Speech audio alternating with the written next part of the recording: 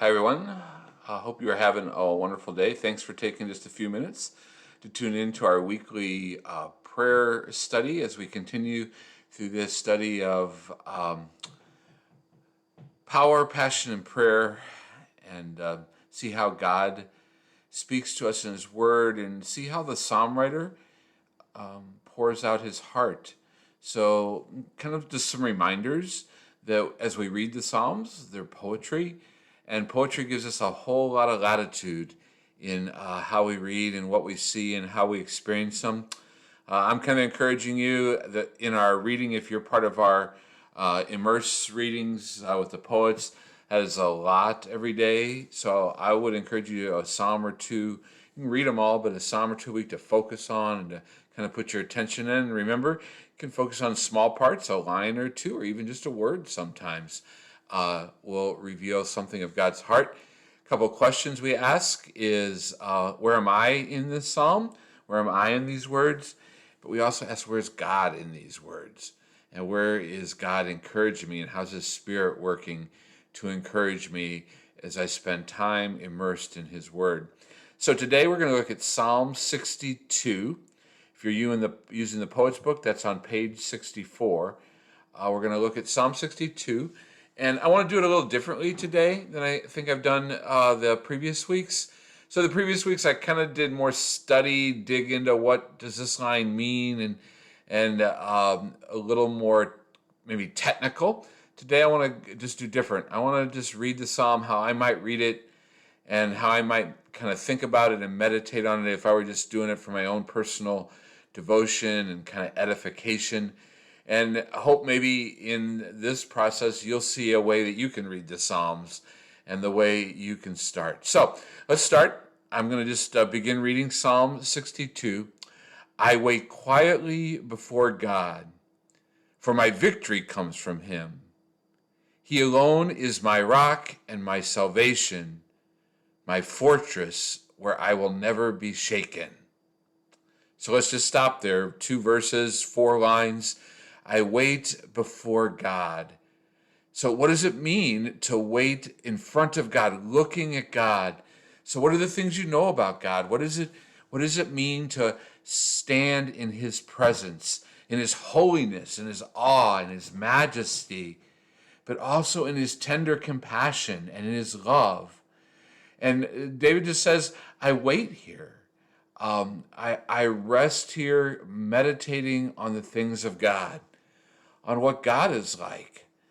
Now, we're going to see here really quickly, his soul is upset. He's in a tough place. He is anxious. But notice what he does. He quiets himself. He submits. I don't know, I like the word immerse. He immerses himself in God and His things, and he finds victory there. So what would another word for victory mean? He finds relief there. He finds satisfaction there. Perhaps he finds peace there. So as we wait before God, as we say, God, I'm going to come into your presence and just meditate on who you are and on what you have, your word, what your promise is for me, we have victory, we have relief. Because you alone are our rock, our fortress. We won't be shaken, our salvation. So you can see here, you can hear all those words. There's security words, there's solid words, there's defense words. That when our world around us is shaken and everything feels overwhelming, God is a place of security, of certainty. I won't be shaken. I won't be tossed about. And particularly, David said, I won't be tossed down. I won't be thrown down and trampled, because I am before you and I trust you and you are my God. He continues, so many enemies against one man, all of them try to kill me. To them, I'm just a broken down wall, a tottering fence. They plan to topple me from my high position. They delight in telling lies about me. They praise me to my face, but they curse me in their hearts. So David is experiencing rebellion in his kingdom. He is discouraged because those he thought were friends and allies have turned against him. And even some of those who speak well of him to his face are talking about him behind his back. He says, I feel as though I'm about to be pushed over, tossed down, thrown down. So how does that apply to us? Who are our enemies? Well, I always like to think, first of all, as the spiritual enemies. How is Satan using his temptation to attack me this week? Is it an attack of discouragement? Is it an attack of frustration or anger or helplessness? Is it just an outright temptation to sin? Those are all the enemies, I think, that the psalm writer is actually really talking about. So sometimes the attack is physical, weariness or illness.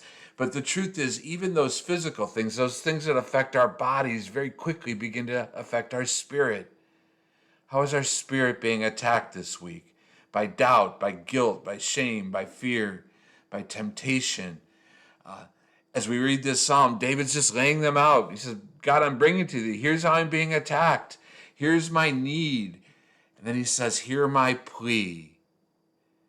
Let all that I am, he continues, wait quietly before God, for my hope is in him. So all of these things that are going on in me, all of these thoughts, this anxiety, this anxiousness going through my mind, all of this discouragement, all of the fear, whatever it is that's in me, all of the hurts and the sorrows and the struggles and the weariness, all of those things, what am I going to do? I'm just going to wait. I'm going to rest before God because my hope is in him. He alone, David continues, is my rock. Again, there we go. My salvation, he repeats himself. My fortress where I will not be shaken. I like to say in the Psalms, I think the Psalms are beautiful because it's like David's talking to himself. And one minute he's in despair, and the next minute he's challenging and encouraging and lifting. It's back and forth.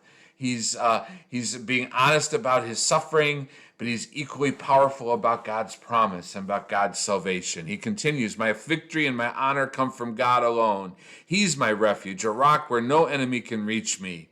O my people, trust in him at all times. Pour out your heart to him, for God is our refuge. In other words, God is big enough to hear our pain and our sorrow.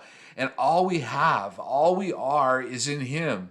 David says there really is no other place to turn.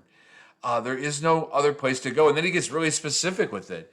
He says, common people are like a puff of wind, and the powerful are not what they appear to be.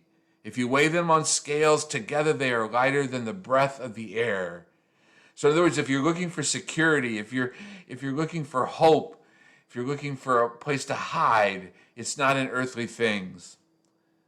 I think this week here, we saw the devastating, and it's dear to me because I used to live not far from those tornadoes in Mississippi, and just the amazing, incredible power, destructive power of wind, of that storm.